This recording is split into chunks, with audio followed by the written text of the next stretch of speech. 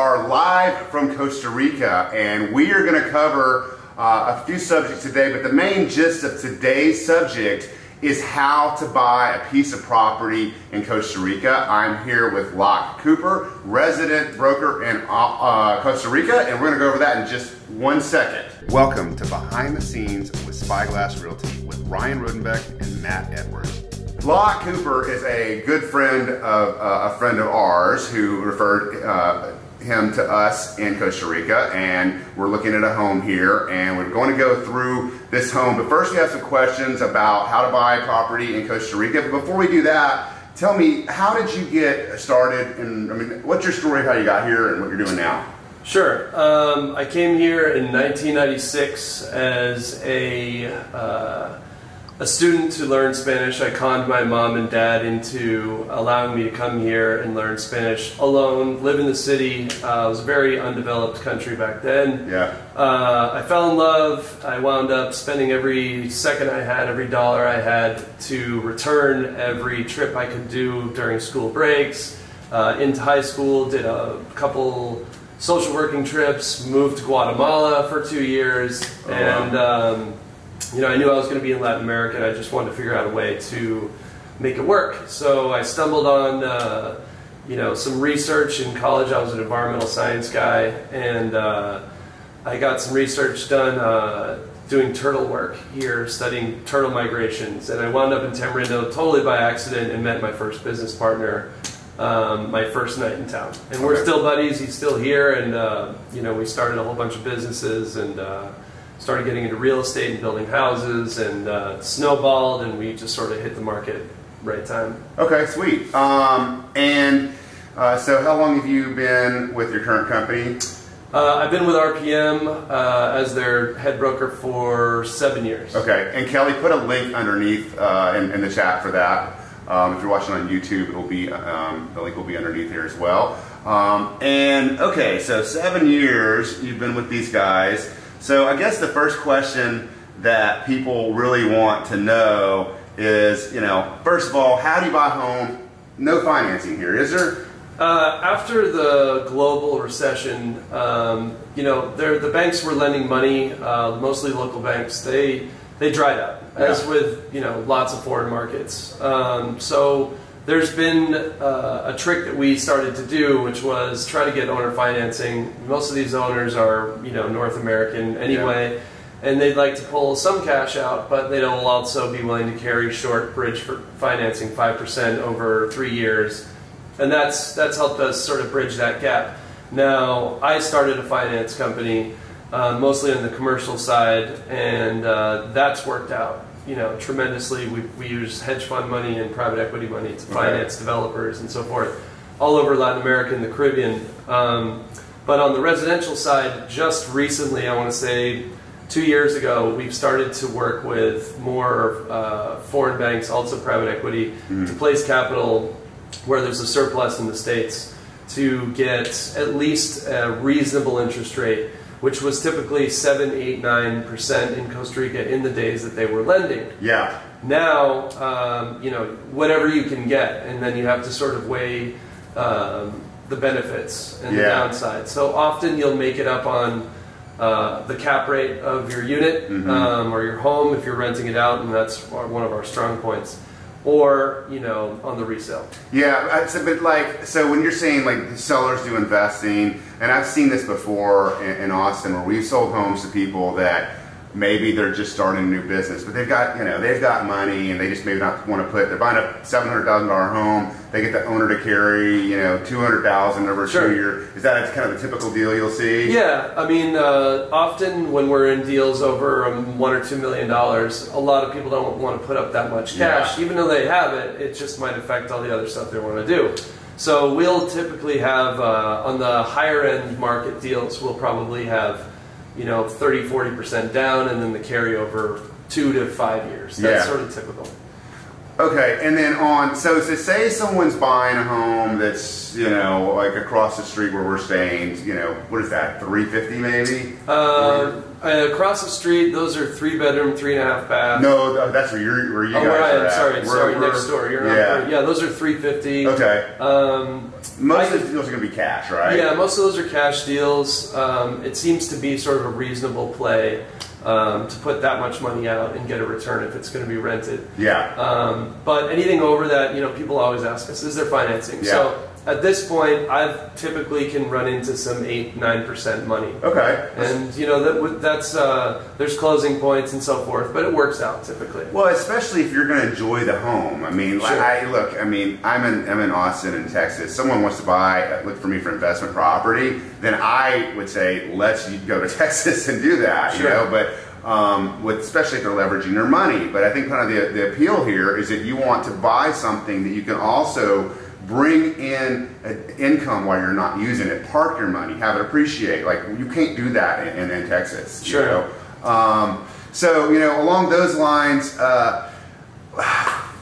walk me through, like, I know, and I've been coming here for 12. Oh, before we get into that, we're plugging a new site that we're starting today. Kelly, if you would, put in the site puravitainvestments.net into the comment section below. So this is a domain that I've had for 12 years now, and we just launched the site because we want people that find us online to be able to find people like you in whatever areas you're looking at. Sure. And my wife and I have traveled all across Costa Rica, made connections. So if you're watching this in the U.S. and you're looking for a realtor in Costa Rica, check out that link below. If you're watching this on YouTube, it'll be in the description section. So as far as licensing is concerned, talk to me about that. I know it's changed in the last few years. Walk me through that. Sure. There's a licensing board called the CRGAR. And there's a competitor that's mostly Costa Ricans in San Jose that hasn't really been established that well. Where we are in Guanacaste, and we're in Tamarindo, by the way, there's the majority of that board between here and Flamingo, which is 15 miles north and west, is the majority of the members of the CRGAR, which is the Costa Rican Global Association of Realtors, okay, which is sanctioned by the NAR of the United States. And that, I believe, we get our license through the state of Florida. Okay, which means that they would probably be held to the same code of ethics. Exactly. Conduct. We have to take a course. It's definitely not as stringent as getting a real estate license in the U.S. But the main thing, I've been here most of my adult life, and the main thing that people that really know what they're doing in Costa Rica have studied the language obviously extensively, but understand Costa Rican law. Yeah. And that's condominium law, that's all the possession laws, that's the title, how do you get there, how to read the registry, what's in the registry, and how to sort of maneuver all the gray areas that people might get anxious about. Yeah. And it's gotten more and more streamlined, and the accountability for real estate people has been much higher over the years because there's so much money coming in here now from the tech world, from the financial world. And also, one point to make is we don't depend on the United States for the bulk of our sales. Right. We have Europe and Asia and South America and obviously Costa Rica, and we're a very much global place. So I would say, this goes back to one of my other questions, which is like, how do you find properties in Costa Rica? Well, let's start with that. How do you find property in Costa Rica? Well, there's an MLS system that's been sort of puttering along, and I think the reason that it hasn't grabbed so much attention is it's not necessarily known throughout the world that Costa Rica even had a real estate market until about 10 years ago. Yeah. A lot of people have tried to launch their own private MLSs from a standpoint just as an entrepreneur play, trying to make some money doing it.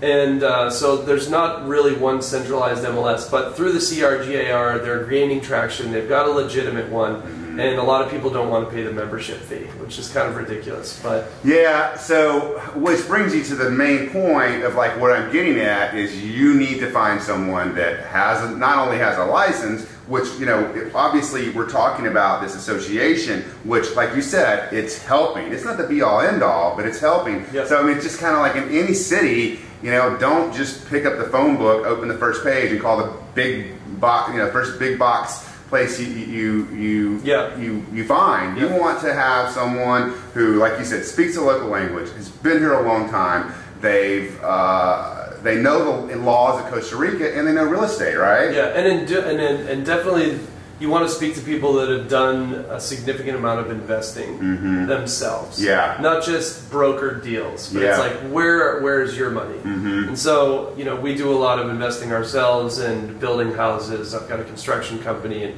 I've been through every attorney in the country and every architect and every, you know, builder, and, you know, finally I just streamlined things. And yeah, it's really important to do your research before you just call some random bozo. Yeah, and you know, that's the same is true in the States, but I would think it's even more important now, and that's kind of why really reason that we launched this site is my wife and I have been coming here for 12 or 13 years, and like, you know, we met so many people in different parts of Costa Rica and so many good real estate agents, and you know, I saw her story of these people buying this town that was off the beaten path, and you know, they just did not know what they were getting into. It's a very similar story as you see in the States, but it's even more so here because the laws are different. You're not a citizen. There's so much more, you know? Yeah, I mean, let me elaborate a little bit on the laws.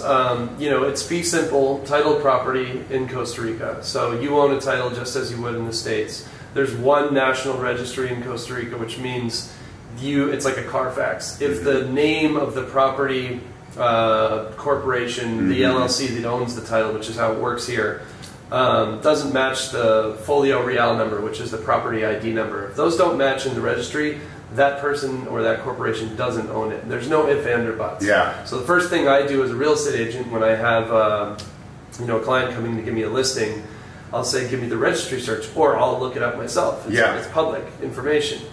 And then we just make sure that we're not trying to sell a lemon to somebody. When in most cases, our company manages the majority of the listings that we have anyway, so I've already sold those people the house and I'm reselling it for them, or, you know, we have a relationship with them. Yeah. I don't typically take a lot of listings unless they're land or big development parcels without all that information. And then what about title company? I know Stewart Title is here, right? Right, they're gone. Oh, they are? Okay. Their new name is Secure Title Latin America. Okay. So their license, they just didn't renew their charter. Okay. I think it was a management issue or whatever, but it's the same employees. Yeah. I've worked with them for many years. They're based in San Jose. They do a great job. You got to remember that owning a title company in Costa Rica means you're audited every month by the Costa Rican authorities, and it's because of the money laundering. We're in Central America. Yeah. So they're all over you. Yeah. And so it's incredibly demanding. You essentially need a full-time employee in your office just to deal with the audit every month. And so not everyone wants to do it. Yeah. So anyway,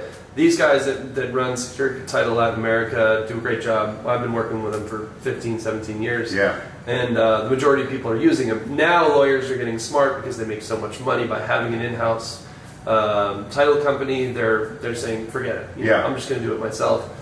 And I don't want to deal with the big house in San Jose. Right. So we're starting to see more of them pop up. Gotcha. Well, I think this is our 10th or 11th, 12th time coming here in the past, 12 years. And I think, you know, Tamarindo is a great place for people that want to relocate from America, but don't want to lose all the amenities of the U.S. My wife and I, you know, years ago, we used to go to Manuel Antonio and Capos. So we were just talking about Scott Cutter, a friend of mine, in Capos. But you know, it's not as easy to get to. No, you know, this is really easy to get to. So, okay, I think we're gonna do a tour of the house. So, where can people find you? Sure, we're at RPM Real Estate CR for Costa Rica.com. And that's just the main real estate and property management company, and you can just click contact us and that goes right to us. Okay, and then you have agents that specialize in any aspect of real estate, right? Absolutely. Okay, and then Kelly, please put that into the comment section below. Assuming we are still live, we're going to do a broadcast with my iPhone.